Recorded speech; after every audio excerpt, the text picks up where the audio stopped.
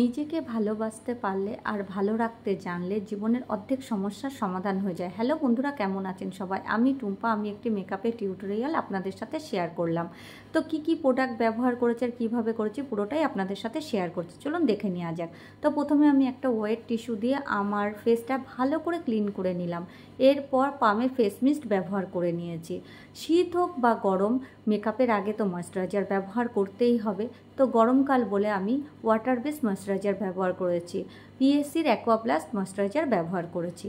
এরপর আমি সফারেলের প্রাইমার ব্যবহার করে নিয়েছি। তো বন্ধুরা, আমি যে কোনো নতুন প্রোডাক্ট কিনলেই তার সবার আগে আমি নিজের স্কিনে অ্যাপ্লাই করি, তারপর ক্লায়েন্টের ওপরে ব্যবহার করি।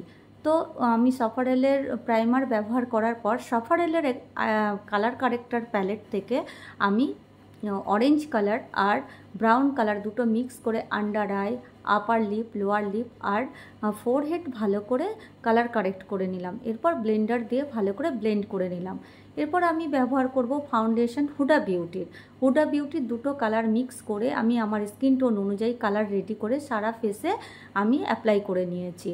এরপর আমি একটা ভালো ব্লেন্ডার দিয়ে ওয়েট ব্লেন্ডার দিয়ে ভালো করে আমার ফাউন্ডেশনটা ব্লেন্ড করব। হ্যাঁ, ব্লেন্ডারটা ভিজিয়ে নিতে হবে ঠিকই, কিন্তু ব্লেন্ডারের মধ্যে কোনো রকম জল থাকবে না, ভেজা থাকবে, জল থাকবে না, না হলে কিন্তু মেকআপ বসবে না, উঠে চলে আসবে। তো এরপর আমি ব্যবহার করে নিলাম মেকআপ স্টুডিওর বানানা পাউডার। আমি না সাদা ট্রান্সলুসেন্ট পাউডারটা ব্যবহার করি না আমার ফেসে, আমি বেশিরভাগটাই বানানা পাউডার ব্যবহার করি, এতে একটা ন্যাচারাল লুক দেয়। তো বানানা পাউডার ভালো করে সেটিং করে নিলাম পুরো ফেসে। এরপর কন্ট্রোর হিসাবে ব্যবহার করব ফরএভার 52 কন্ট্রোর। আমার মুখটা এত গলু গলু কন্ট্রোর না করলে খুব একটা ভালো লাগে না, তো একটু কন্ট্রোর করে নিলাম, সাথে নোজ কন্ট্রোরটাও করে নিলাম। তো কন্ট্রোল করার পর আমি আমার ফেসটাকে একটু পিঙ্কিশ দেখানোর জন্য, না দেখালে বলবে মেকআপ কেমন হলো, তো পিঙ্কিশ করার জন্য স্মাজ বক্সের একটা ব্লাশার প্যালেট থেকে পিচ কালারের ব্লাশার ব্যবহার করে নিলাম। তো ব্লাশার ব্যবহার করার পর ব্যবহার করব হাইলাইট। এটা আমার খুব ফেভারিট হাইলাইট। এইটা আবার না লাগালে পরে তো বলবে যে কি মেকআপ চকচক করছে না।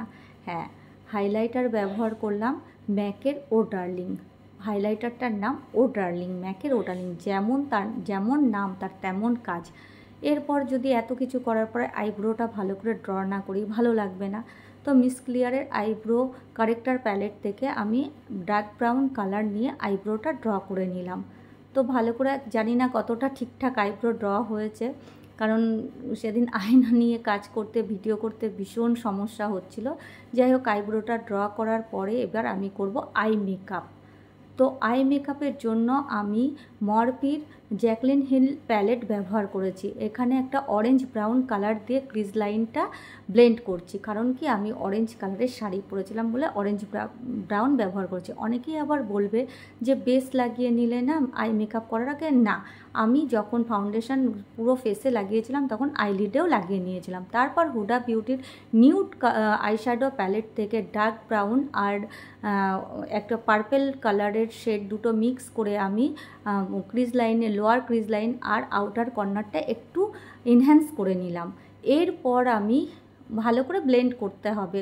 এরপর আমি একটা খালি ব্রাশ নিয়ে ক্রিজ লাইনের ওপরের পার্টটা একটু ভালো করে ব্লেন্ড করলাম, যাতে কোনো রকম হার্শ লাইন না থাকে। ব্লেন্ড করার পর বিয়েবাড়িতে যাব, একটু শিমারি লাগাবো না তা হয়, তো আমি রোজ গোল্ড শিমার একটা শেড লাগিয়ে নিলাম।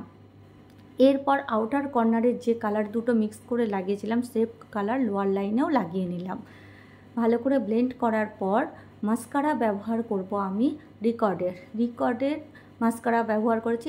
তার আগে আমি ব্রোবনটা একটু হাইলাইট করে নিয়েছিলাম, সেম হাইলাইটার প্যালেট থেকে ব্রোবনটাও একটু হাইলাইট করে নিয়েছিলাম। ব্রোবন হাইলাইট না করলে কিন্তু আইব্রো আর আই মেকআপের যে গ্যাপটা বোঝা যায় না।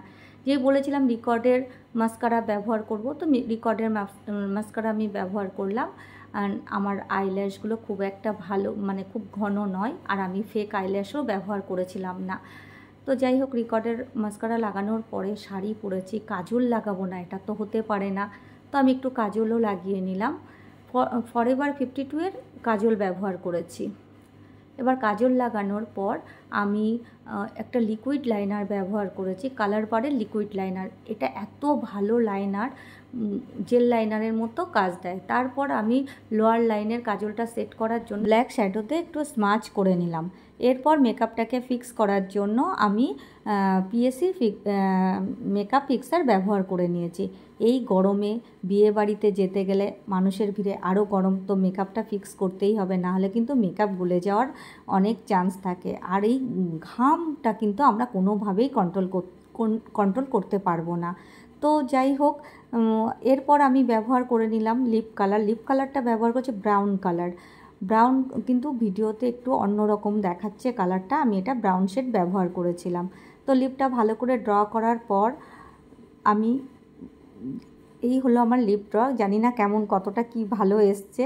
তো ড্র করার পর আমি একটু সিঁদুর লাগিয়ে নিলাম। আর শাড়ি পরেছি, সিঁদুর না পরলে গিন্নি গিন্নি ব্যাপারটা তো আসবে না, তো একটু সিঁদুরও লাগিয়ে নিলাম। এরপর পরে নিলাম একটা টিপ লাগিয়ে নেওয়ার পর এই হলো আমার ফাইনাল লুক। তো জুয়েলারিটাও পরে নিয়েছিলাম, সেটা আর দেখানো হয়নি। এই হলো আমার ফাইনাল লুক। তো কেমন হয়েছে লুকটা আগেও আপনারা সবাই জানিয়েছেন, তো আবার জিজ্ঞাসা করছি কেমন হলো। টাটা, বাই বাই, আবার আসবো কোনো একটা ভিডিও নিয়ে।